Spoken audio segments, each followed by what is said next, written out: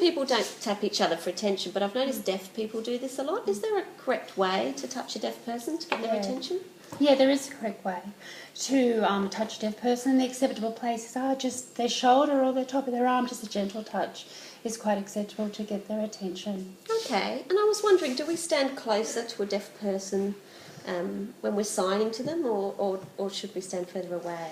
It's probably better to stand a little bit further away when you're signing to a deaf person, because that lets them see your signs clearly and your facial expressions. If you're too close, they may not see all the signing space that we've got clearly. So for a hearing person, it might look like we're a little bit odd, a bit further apart, but that's quite acceptable when you're signing to someone. Okay, that makes sense. I've heard about that now, the signing space. Yeah.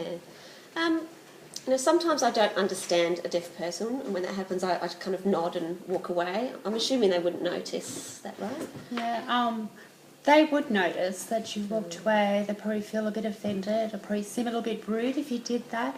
So, with deaf people, when you're communicating with them, that sort of response would be the same as with a hearing person. If you didn't understand what a hearing person was saying, you just ask them again to repeat what they said. Same thing when you're signing to a deaf person, just ask them to sign again, and if you need to, ask them to sign a little bit slower so you can understand what they're saying. That makes sense. Thank you. Well, thanks for asking.